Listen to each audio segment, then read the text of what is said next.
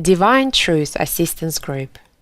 Group assistance sessions putting principles of divine truth into action. This recording is from the Developing My Will to Love group and is part of the Education in Love series.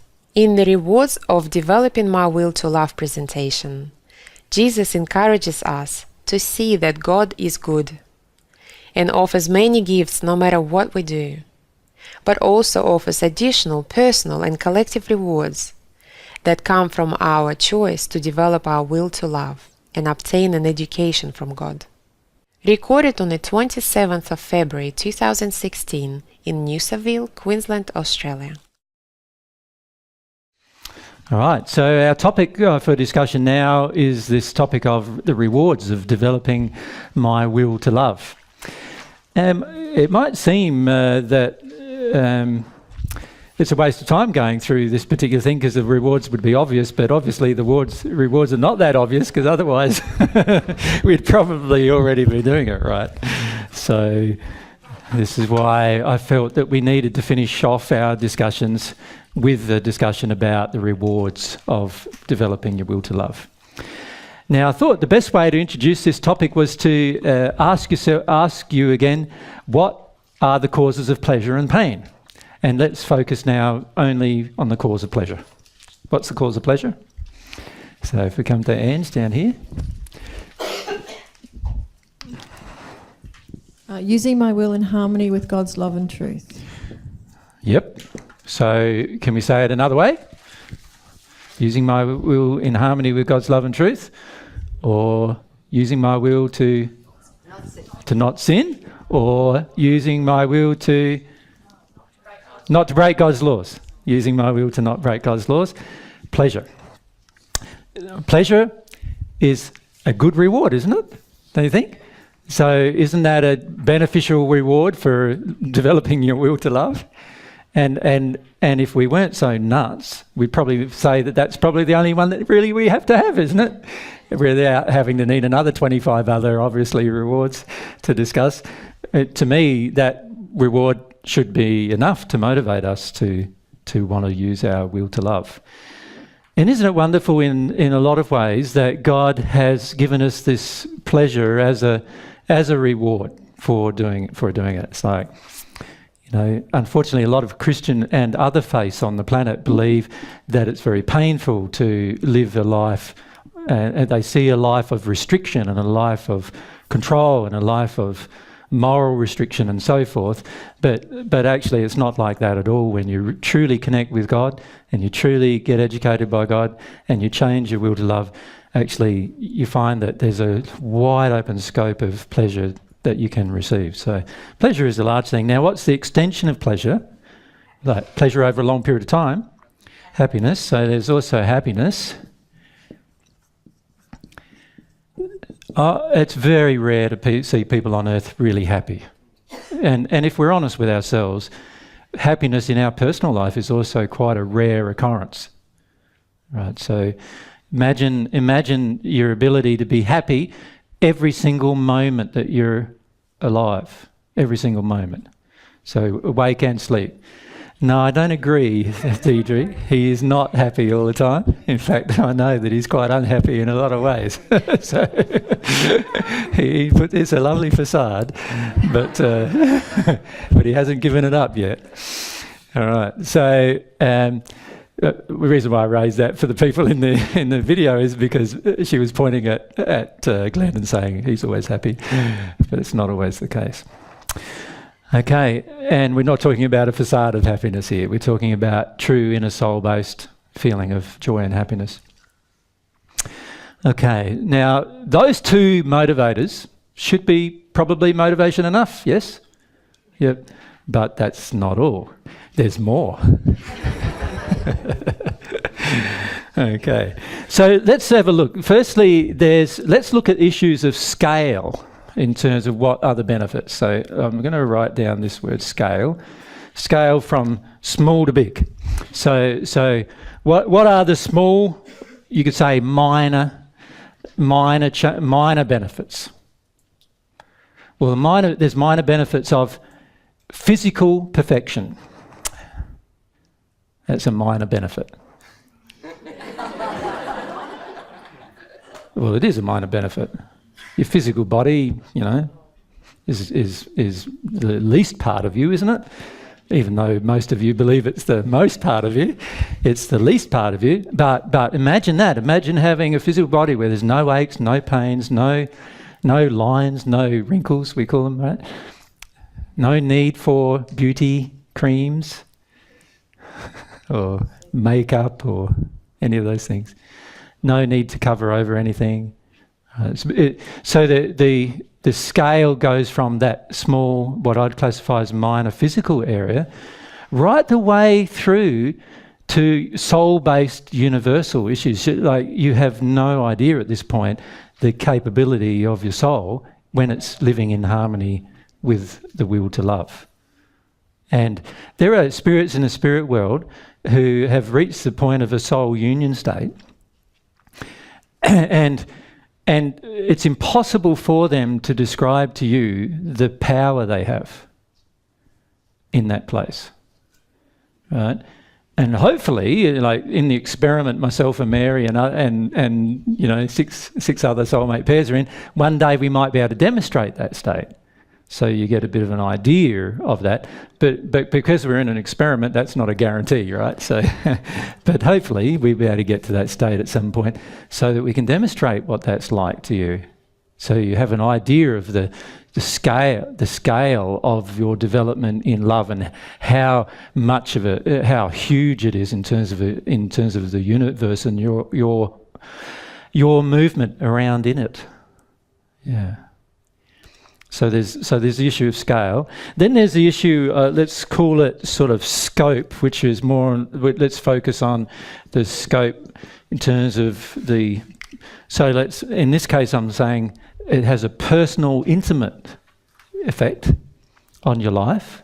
So in other words, you become a different person and your most intimate relationships become different as well, and all governed by love in that place. So that's a personal and intimate part of this beautiful process of developing your will to love. But then it expands to like global and even universal issues with regard to everybody developing in that direction, if everybody chose to, of course. So again, it's a huge scope where things can be completely different. That would be fantastic, wouldn't it? So if you can imagine yourself that every single emotional relationship you have, as long as that relationship is with another person who has also developed their will to love, that the only things that you have in those relationships are joy and other qualities such as joy, happiness, contentment, and so forth in every single one of your relationships. Now, most people say today, they say that, besides death, which is the most trauma that the majority of people on the planet ever experience in their life, ironically, after you've passed, you don't think it's a trauma anymore, but that's the thing where the death of a loved one is generally treated as the most trauma that you can experience. Aside from that, the next most traumas are things like divorce and breakups of relationships, right? And imagine that you had a guarantee that your relationship would never break up for the rest of your existence.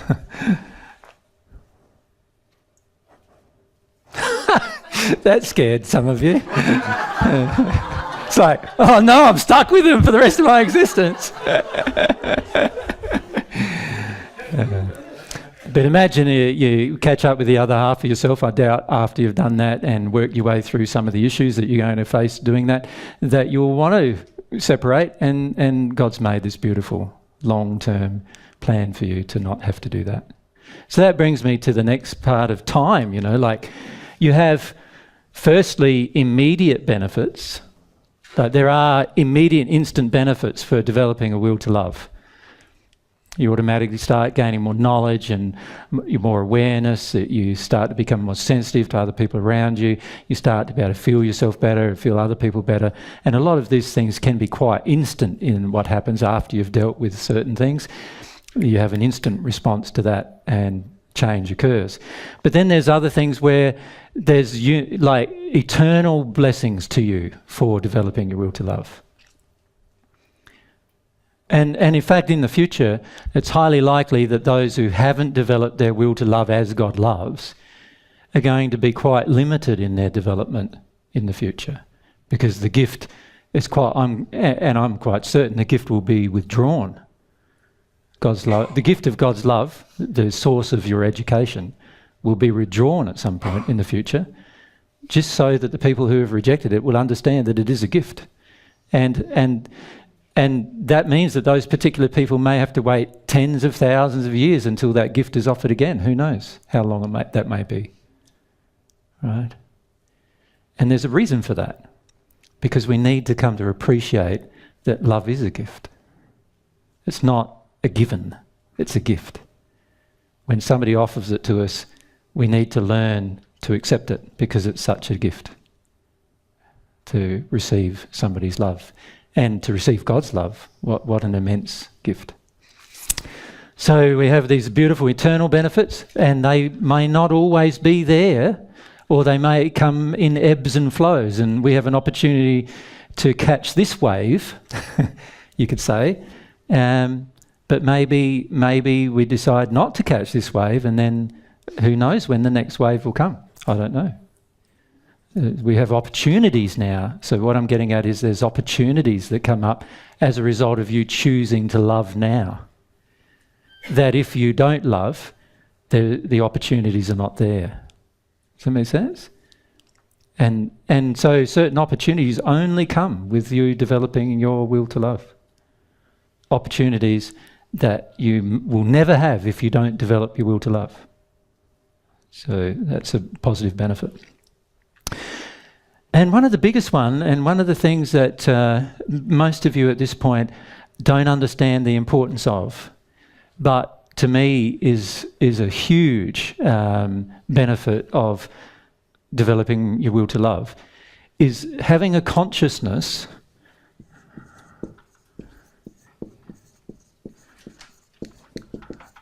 of my own immortality.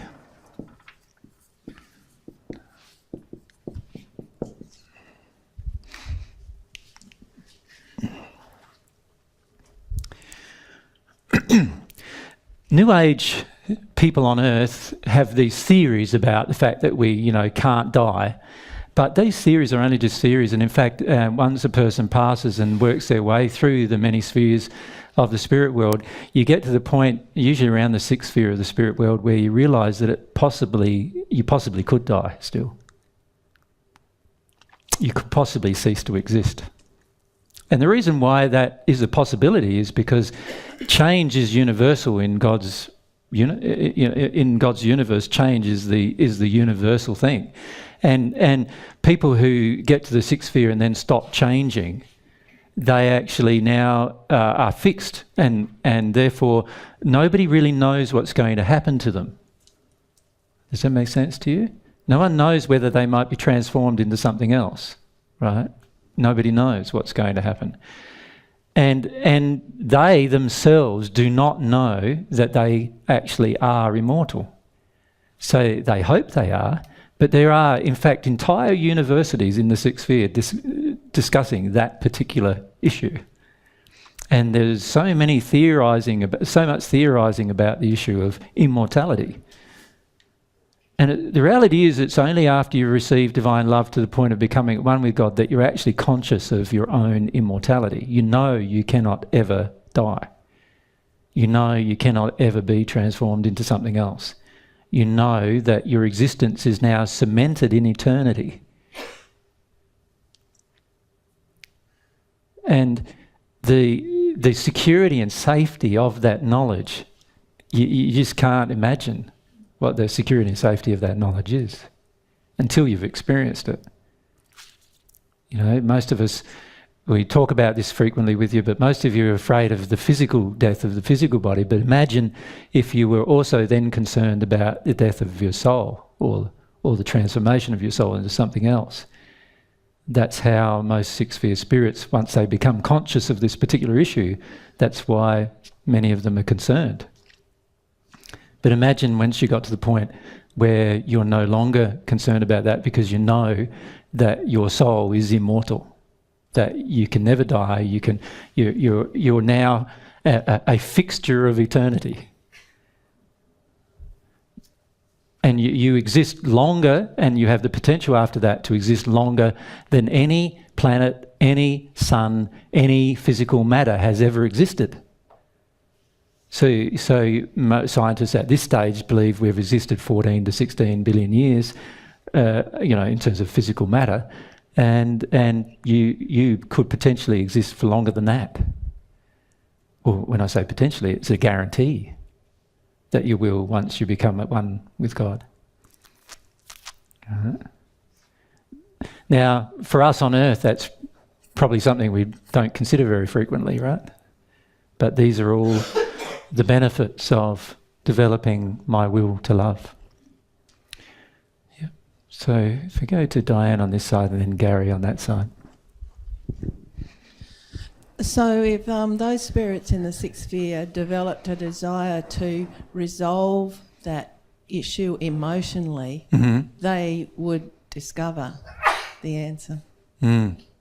If they also developed a desire to connect to God personally, they would discover what's going on.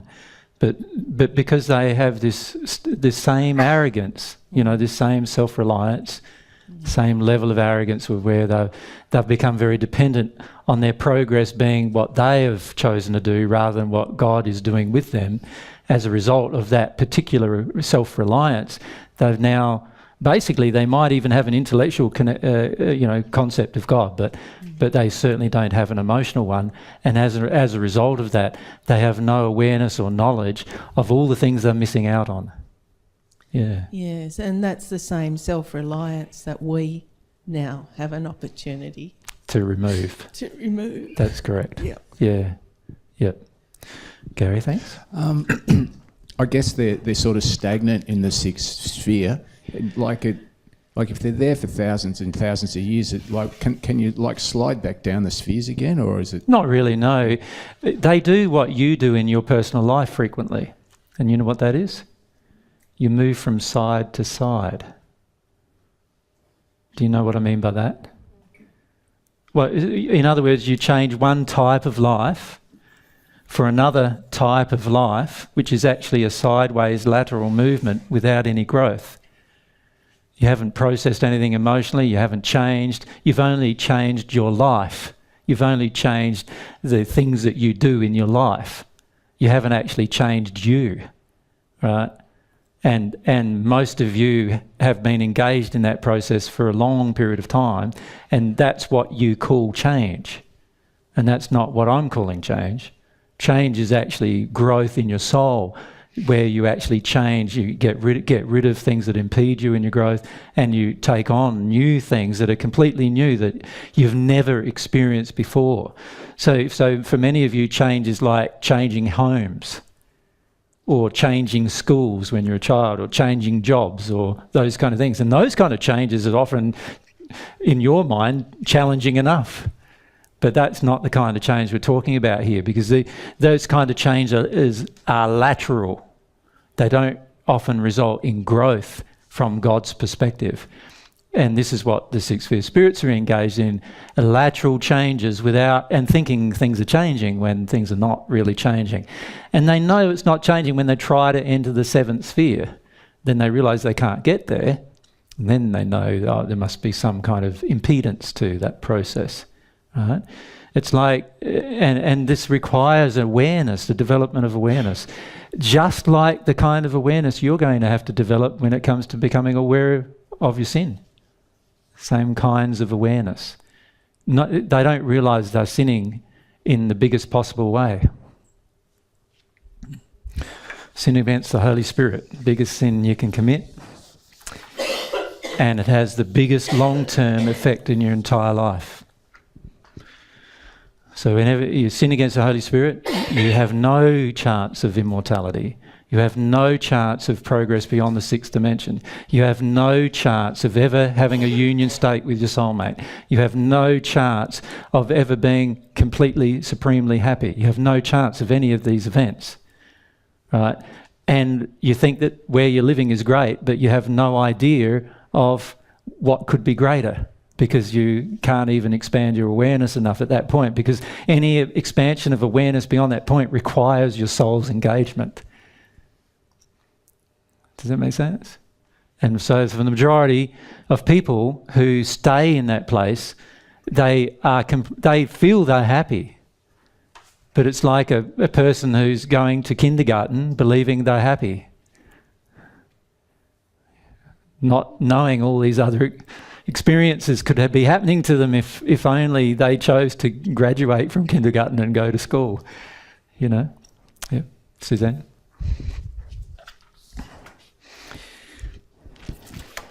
I was listening recently to an older talk that you gave, and you were sharing about the things that happen in the spirit world that we have no idea of.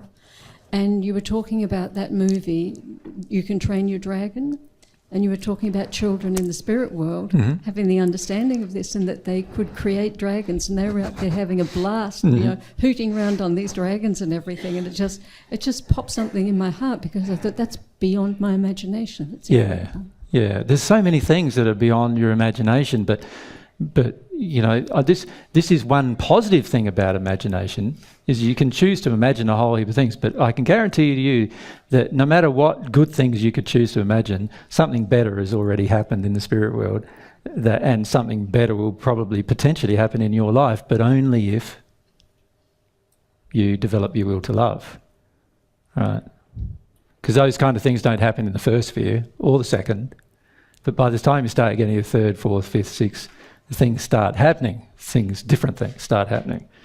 But the same applies for the progress beyond those places. All these things that are unimaginable for us here on earth start happening. And the key for you to understand is that as long as you embrace constant change in a positive direction, they'll actually end up happening for you, right? And that's where we need faith. We need faith, and you'll gain this faith by engaging progress now here on earth and feeling the positive effects of those changes in your life here on earth. And then you'll realise that, if I do something like that, I'll end up with that. Imagine if I progress even further, what am I going to end up with then? I don't even know what that might be, right? And someone like myself or others of the 14 come back and says, this is what happened here and this is what happened to us there. And you go, I can't even believe that. Right? Until you actually go through the experiences and you go, he was telling the truth actually. Wow. You know? And the key is to have some faith in that sort of process. So we go to Barbara, thanks, and Lani.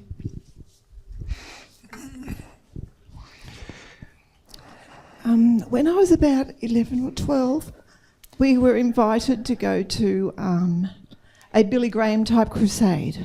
Yep. And I was only going because all my older sisters were going. And the build-up to it all was about, if you receive this blessing, you'll have immortality and pleasure and happiness throughout your life. And anyway, I was the last person to go down, and I never got any. Yeah. So I had that person making all those promises to me back then. Yes. And now I have you making the same promises. Yeah. Yeah. And it's very disturbing. Yeah. Yeah. I understand the disturbance, but at the end of the day, perhaps both of us are right.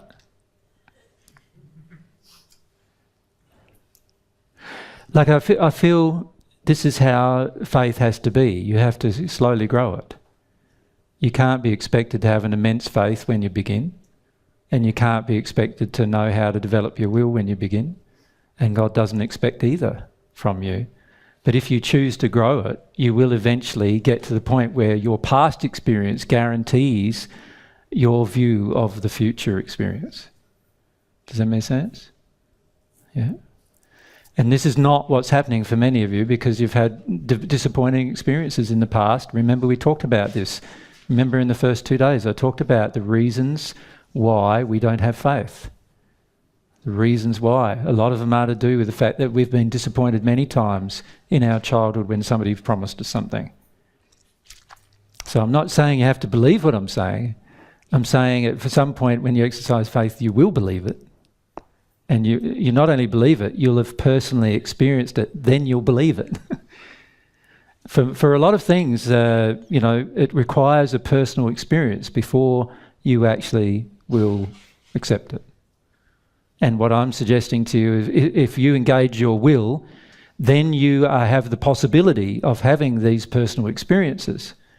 But if you never engage your will in a positive direction to love, then those personal experiences are definitely going to elude you for the rest of your existence.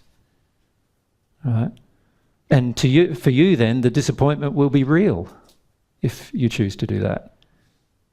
And what I'm suggesting is, no, you could use your will differently, engage another set of experiences, and those experiences, eventually you'll prove to yourself that these experiences had validity. And you'll actually do things that you can't even imagine yourself doing at this point in time. Right? But this is why the 14 came back, and I know we're not maybe doing that good a job of it at this point, but we wanted to demonstrate to you the changes that can occur over periods of time as long as you exercise your will to love. Now I think we've already illustrated that to you to a degree, but not to the point of what it's like to be at one with God, but we've at least illustrated it to a degree at this stage. Right? What we'd like to do is, and this is what our important task is that we're trying to engage, is we are engaging this process so that we can demonstrate to you the truth of what we're saying. Now that might happen, who knows, 5 years, 10 years, 20 years, I don't know how long it will take because it's an experiment, but you could engage the experiment now and see if changes happen in your life without waiting for me to demonstrate what the end, well, what it ends up like looking, Like imagine if you waited 20 years, you decided at this stage, well, it's all just raving on really at the end of the day. It's all just words and, there's nothing really demonstrated at this point. So what I'm going to do is I'm going to wait, and if it turns out that this guy who's calling himself Jesus actually ends up being Jesus, then I might do something about it, right? And what I'm suggesting you do, what if that is 20 years' time? Some of you will be dead. And so you'll have to do it in the spirit world. Some of you will still be alive, but you've wasted 20 years of your life because you had an opportunity to do it now. My suggestion is choose to love now. It's not, and there's plenty of rewards for doing it, personal rewards. Like I said, surely these two are enough to motivate you to do it. But if that's not enough, then what's going to be enough? And you know what is often enough if that's not enough? There's the level of pain and suffering you have as a result of following completely the opposite course. Then that has to be enough. And that would be unfortunate. Because what I notice is that most people on this planet, rather than being motivated by these things, because they have the same feeling of disillusionment, Barb, that you have, they are only motivated by these things.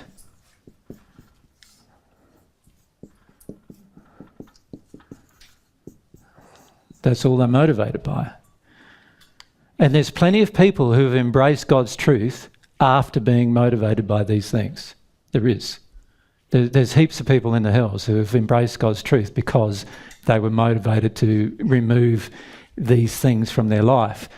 Now, I sort of feel like if you're not already in enough pain and suffering to be motivated to do something different, then that's unfortunate because that means that it's highly likely you're going to wait until you're in more pain and suffering before you do anything. And what I'm trying to do in this discussion with you is say, hang on a sec, instead of being motivated by the pain and suffering that you eventually will feel if you keep doing things the way the world does it, the pain the world's in will be a mirror and a reflection of your own. And unless you're going to be motivated by something different, then unfortunately the pain will have to get to a certain level before you do something. And what I'm suggesting to you is that doesn't have to happen. You could be motivated instead by the desire for pleasure, for desire for happiness, true pleasure, true happiness. You could be motivated by the desire to become immortal, to experience a lot of things and imagine yourself potentially experiencing a lot of things that you can't experience now. You could be motivated by those desires, but the average person on the planet will go, that's all just, that's all just feeding a bunch of crap to people, right? And so what are you left with if you don't believe that? You're left with this motivating you to change. And it's your choice what's going to motivate you to change. So Barbara, are you in enough pain and suffering to change, is the question I would ask you. Sure, you've been disillusioned in the past by people who have suggested certain things to you about, what the rewards of doing something may be, but surely your personal pain and suffering is enough to motivate you right at this point. Does that make sense? And if that's not enough to motivate you, and these other things are not enough to motivate you, then I'd suggest to you, you'll never be motivated. You won't change. And the pain and suffering is build. Remember in our previous discussion, no action is actually a sin in itself. The pain and suffering is going to build. You'll get to the point where the pain's too intense and you decide, well, I've got to do something. And in a way, that's a blessing too. Because if we're not motivated by the happy things, isn't it great that eventually we're motivated by the avoidance of the sad things in order to become more loving and more truthful in our personal lives? Nina.